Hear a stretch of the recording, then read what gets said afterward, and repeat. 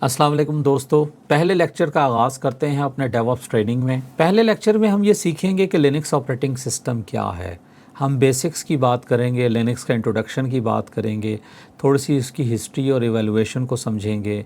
फिर हम कुछ डिस्ट्रीब्यूशंस को देखेंगे लिनक्स की जो आजकल बहुत ज़्यादा फेमस हैं, और हम ओपन सोर्स की फ़िलासफ़ी को देखेंगे, और फिर प्रैक्टिकल गाइड में आप इंशाल्लाह लिनक्स ऑपरेटिंग सिस्टम को इंस्टॉल करना भी देखेंगे। Linux is a operating system, एक ओपन सोर्स ऑपरेटिंग सिस्टम है जो कि यूनिक्स ऑपरेटिंग सिस्टम के आर्किटेक्चर पे बेस करता है।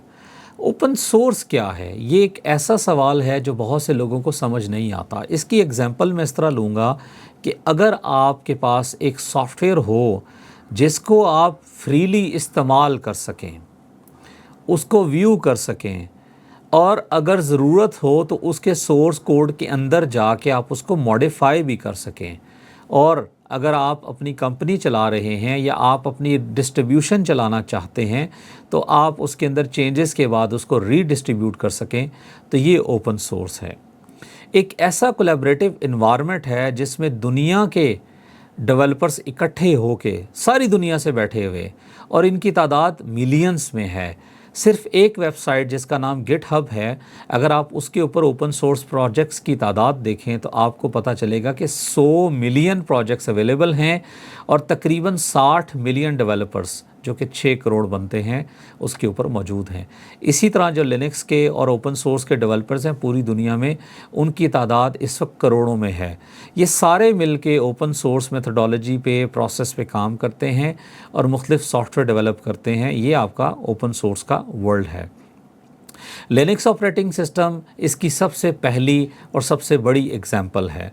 अच्छा, लिनक्स के पार्ट्स में से एक सबसे इम्पॉर्टेंट पार्ट जो मैं समझता हूँ कि आपको पता होना चाहिए, वो है लिनक्स कर्नल।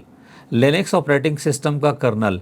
कर्नल क्या है? कर्नल एक ऐसा पार्ट है जो कि आपके ऑपरेटिंग सिस्टम को इस काबिल करता है कि वो यूज़र्स को यूज़र का शेल प्रोवाइड कर सके, चाहे वो कमांड लाइन हो, चाहे वो ग्राफिकल इंटरफेस हो, जहाँ से यूज़र उसके ऊपर कमांड पास कर सके। इसका मतलब क्या हुआ कि कर्नल के अंदर ये कैपेबिलिटी हो कि वो आपको डिवाइसेस को मैनेज कर सके। अगर आप राइट साइड पे देखें, ब्लू कलर में आपको एक इमेज नज़र आएगा और उसके लेफ़्ट राइट पे आपको स्मॉल इमेजेस नज़र आएंगे। तो कर्नल की जो प्रॉपर्टीज़ हैं, जो उसकी फंक्शनैलिटीज़ हैं, उसमें सबसे इम्पॉर्टेंट फंक्शन है कि ये आपके डिवाइस की इनपुट आउटपुट मैनेज कर सके, यानी डिवाइस को मैनेज कर सके, ये कम्युनिकेशन को सिंक्रोनाइज़ कर सके, ये आपके जो ऑपरेटिंग सिस्टम है उसका टाइमर मैनेज कर सके, ये इंटरप्ट हैंडलिंग कर सके। इंटरप्ट हैंडलिंग से मुराद ये है, जिस तरह मैं अभी स्टूडियो में बैठा हूँ और इस स्टूडियो के बाहर किसी एक शख्स को बिठा दिया जाए कि आप अंदर नहीं जा सकते, इसका मतलब क्या हुआ कि अंदर काम करने वाले लोगों को बाहर से आकर कोई डायरेक्ट डिस्टर्ब नहीं कर सकता। तो लिनक्स के कर्नल के ऊपर ये इंटरप्ट और इवेंट हैंडलिंग, ये एक बहुत बड़ा फंक्शन है जो इसको एम्पावर करता है, दूसरों से ज़्यादा, दूसरों से मुनफरिद करता है। इसका मतलब क्या हुआ कि लिनक्स का कर्नल किसी भी ऐसे इवेंट को, किसी भी ऐसे इंटरप्ट को एंटर नहीं होने देगा करंट प्रोसेस के अंदर जो आपका प्रोसेस चल रहा है, और आपकी चीज़ें स्मूथली चलती रहेंगी। फिर उसके बाद memory management, process management, CPU management, task management, आपका और जितनी भी डिवाइसेस आप इसके साथ अटैच करते हैं उन सब की management is part of your kernel. तो कर्नल ऑपरेटिंग सिस्टम का एक ऐसा पार्ट है जिसके बगैर आपका ऑपरेटिंग सिस्टम नहीं चल सकता, और वही आपके लिनक्स ऑपरेटिंग सिस्टम का इंटीग्रल पार्ट भी है। लिनक्स कब बना? 1991 में, 1991 हिलसिंकी के अंदर, फिनलैंड में एक यूनिवर्सिटी, एक जगह है हिलसिंकी की एक यूनिवर्सिटी के अंदर एक साहब जिनका नाम है लाइनस टॉवर्ड्स, उन्होंने एक छोटा सा एक मेमोरी मैनेजमेंट और सीपीयू मैनेजमेंट मॉड्यूल लिखा, और उस मॉड्यूल को लिखने के साथ ही उसने अपने यूनिवर्सिटी फ़ेलो से कहा कि काइंडली मुझे आप कोई स्पेस प्रोवाइड करें यूनिवर्सिटी के किसी एफटीपी सर्वर में, जहाँ पे जाके इस कोड को मैं रख सकूँ, और उस कोड को बाकी सारे लोग देख के इसके अंदर अगर कोई प्रॉब्लम्स उनको नज़र आती हैं तो उसको फ़िक्स करें। और चूँकि ओपन सोर्स का जो प्रोसेस है ये 1981 में रिचर्ड एम स्टॉलमैन ने स्टार्ट किया था, तो उन्होंने कहा कि मैं उसी प्रोसेस को यूज़ करूँगा और मेरा ये सोर्स कोड ओपन सोर्स के तौर पे अवेलेबल होगा। फिर इत्तफाक से ये कोड के अंदर इन्हांसमेंट करते गए और 1992 में GNU के कंपोनेंट्स को इस्तेमाल करते हुए ये एक पूरा का पूरा ऑपरेटिंग सिस्टम फॉर्म हो गया, जो कि 20s के अंदर 2000 के अंदर दुनिया की जो बड़ी इंटरप्राइजेज़ हैं उन्होंने इसको अडॉप्ट किया।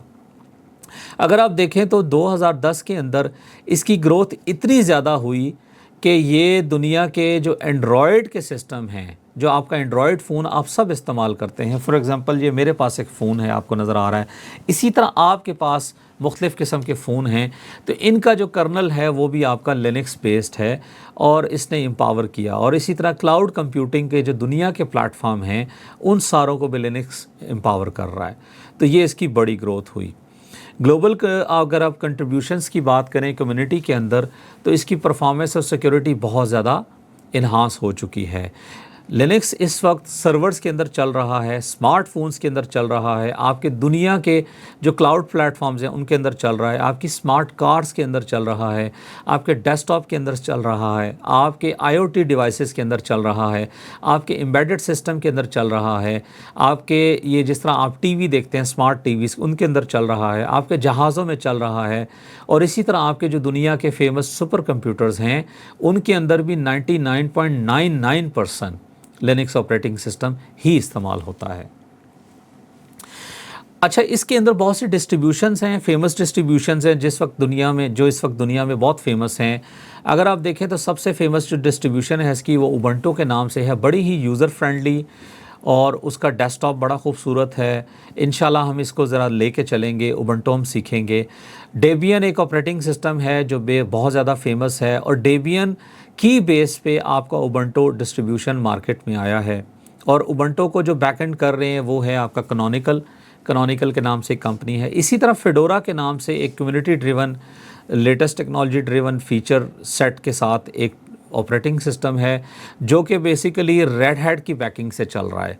रेड हैट एक एंटरप्राइज लेवल की कंपनी है, दुनिया की बड़ी कंपनीज़ के अंदर से एक कंपनी है जो कि ऑपरेटिंग सिस्टम बनाती है, और इनका स्टार्ट भी लाइनस टॉवर्ड्स के बनाए हुए लिनक्स कर्नल से ही हुआ 1992 के अंदर, और इन्होंने अपना ऑपरेटिंग सिस्टम बनाया जिसको वो रेल के नाम से इस वक्त बेचते हैं, रेड हैट एंटरप्राइज लिनक्स। अच्छा, ये कमर्शियली सपोर्टेड है और ये दुनिया की बड़ी इंटरप्राइजेस के अंदर इस्तेमाल हो रहा है। इसके बाद ओपन सूजी के नाम से एक ऑपरेटिंग सिस्टम है जो रेड हैट बेस्ड है, और ये भी बहुत ज़्यादा दुनिया में इस्तेमाल हो रहा है। अच्छा, एक चीज़ आपको बताता जाऊं, इसमें परेशानी की बात नहीं है, एक बात क्लेम करने जा रहा हूं, बहुत बड़ा क्लेम है जो आपके लिए बेनिफिशियल होगा। आप इन पाँचों में से, बल्कि दुनिया में जो इस वक्त तकरीबन 1250 डिस्ट्रीब्यूशंस अवेलेबल हैं लिनक्स ऑपरेटिंग सिस्टम की एज आ OS, उनमें से कोई भी एक ऑपरेटिंग सिस्टम आप सीखते हैं तो आपका जो उसका बेस इंफ्रास्ट्रक्चर है, बेस उसका पूरा जो क्या कहते हैं उसको बेस लाइन है, अगर आप वो सीख जाते हैं तो तकरीबन आप 50% दुनिया के हर लिनक्स ऑपरेटिंग सिस्टम के ऊपर काम कर सकते हैं, और ये बहुत बड़ा इम्पॉर्टेंट नंबर है। ये कुछ लोगोज़ हैं, ये अगर आपको देखें तो आपको इंटरनेट पे मुख्तलिफ़ जगहों पे नज़र आएंगे। उबंटू आपके सामने लोगो आपको नज़र आ रहा है, रेड हैट ये रेड कैप के साथ आपको नज़र आ रहा है, डेबियन ये बहुत बड़ा ऑपरेटिंग सिस्टम है, ये आपको नज़र आ रहा है। इसी तरह फेडोरा है और ओपन सूजी है, और इसके अलावा और भी बहुत से ऑपरेटिंग सिस्टम हैं, लेकिन मैं आपको उनकी बात कर रहा हूँ जिन्होंने मार्केट को इस वक्त डोमिनेट किया हुआ है।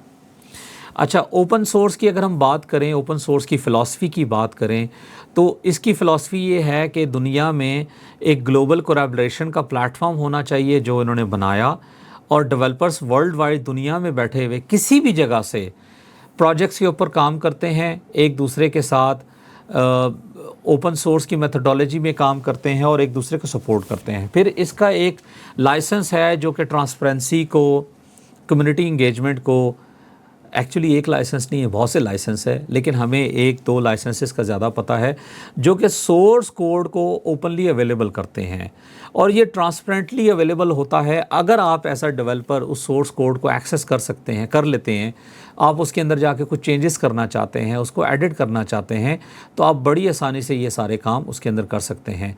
तो ये यूज़र्स के लिए अवेलेबल होता है यूज़ करने के लिए, डेवलपर्स के लिए अवेलेबल है एज आ उसको एडिट करने के लिए, उसको रीमॉडिफाई करने के लिए, और कंपनीज़ और कम्युनिटीज़ के लिए अवेलेबल है ताकि उसको रीडिस्ट्रीब्यूट कर सकें।